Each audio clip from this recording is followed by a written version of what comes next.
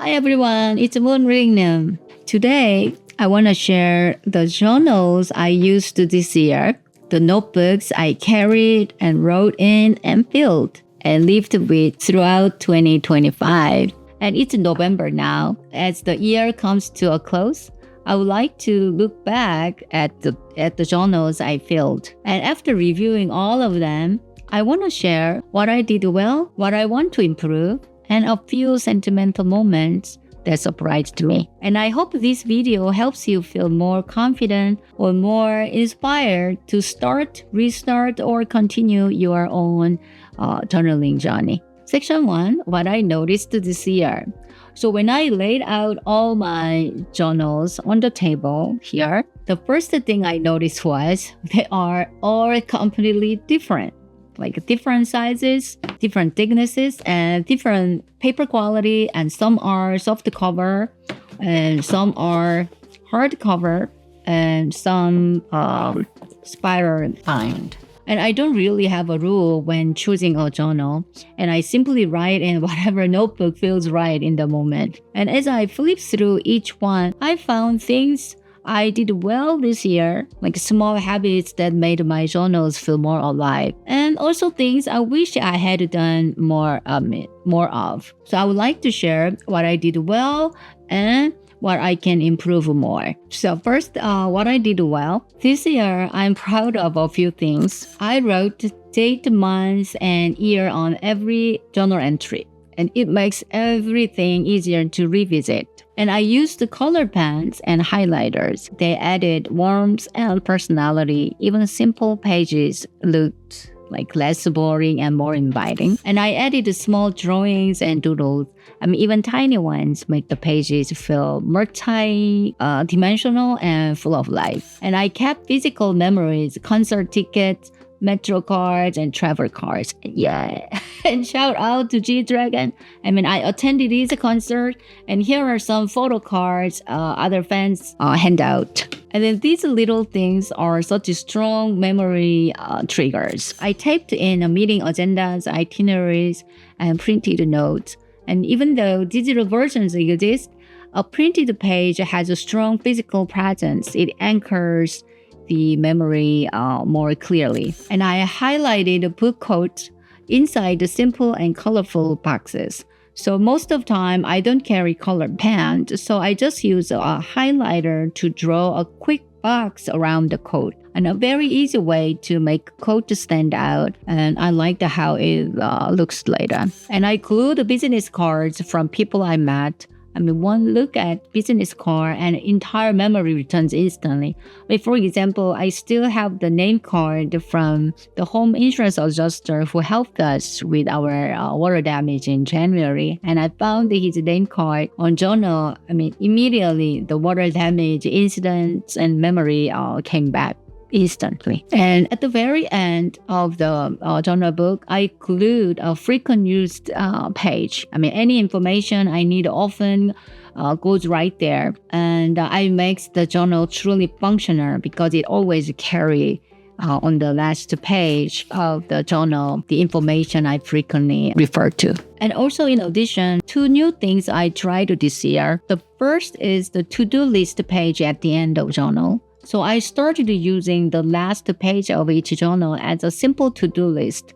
It helps a lot, especially on days when I'm not carrying my monthly or weekly planner with me. In planner, once the week or month passes, I rarely revisit those pages. So some unfinished tasks get forgotten. But when all my to-do items live at the end of journal, when I write the to-do list at the end of journal, I can see both completed tasks and unfinished tasks at a glance. Nothing get lost because I always carry my journal book with me. And then second is a credit card expense tracking. So I also started tracking my credit card expenses the same way on the last page of the journal. And normally we pay our credit card bill as a lump sum near the due date, but that defeats the purpose of budgeting by category. So now I write every transaction inside my journal toward the end.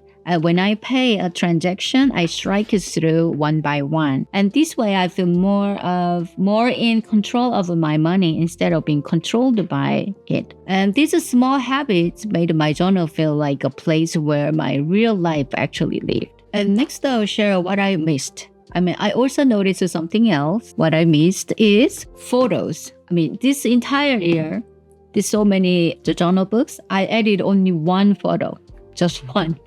And when I saw that, I felt so much regret. Even made a video earlier about how to print mini photos for journaling, but I didn't actually do it myself. I will leave the link below. Up here and then below, in case you want to see it. And next year, I want to include more physical memories, more photos, more little papers, and even receipts that captures a moment. Now, I want to share how I store my journals. So for many years, I kept my journals inside a box or inside a closed cabinet. It looked clean. Nothing was messy. But the problem is out of sight, out of mind. So because they were hidden, I'll never open them again. So this year, I changed the system. So I moved all my journals onto an open shelf where I can see them and reach them easily. And just having them visually helps me read my old journals more often. But there was one challenge because as you can see here, all my journals are different sizes and organizing them by date is almost impossible. So I tried many different ways, but now my solution ended up being simple. And how I do is now I lay them flat like a stack. And then I wrote the date range on the bottom edge of each journal.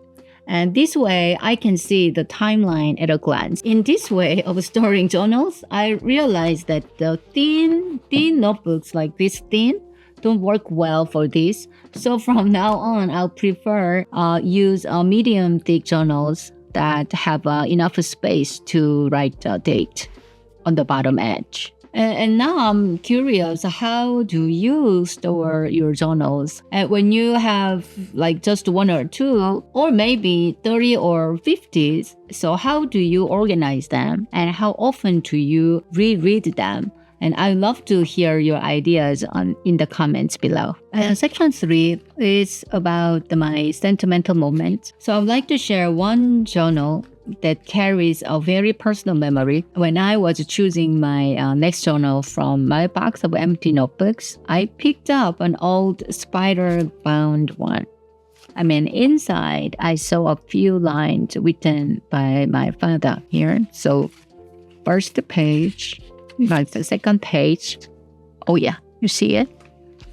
And the next page, first and second page. Right. So first 2 pages, I found my father's handwriting, and then the rest of the page was empty. And my father passed away 14 years ago, so I honestly don't remember how this notebook ended up with me from Korea all the way to America. I moved to US 24 years ago, and I changed homes many times. And yet, somehow, this notebook traveled with me and stayed with me all these years. So seeing my father's handwriting made him feel like real again, not just a memory, but a person who lived and wrote and touched the same paper, and the same paper I was touching.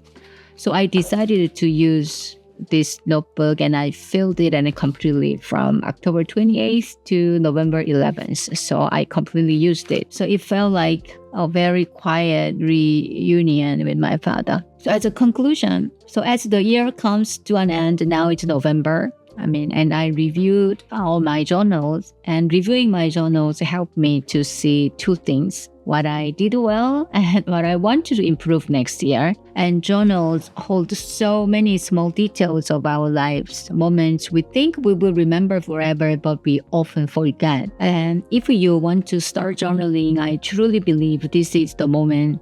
As one year closes and another begins, is the perfect time. So all you need is a notebook and one pen.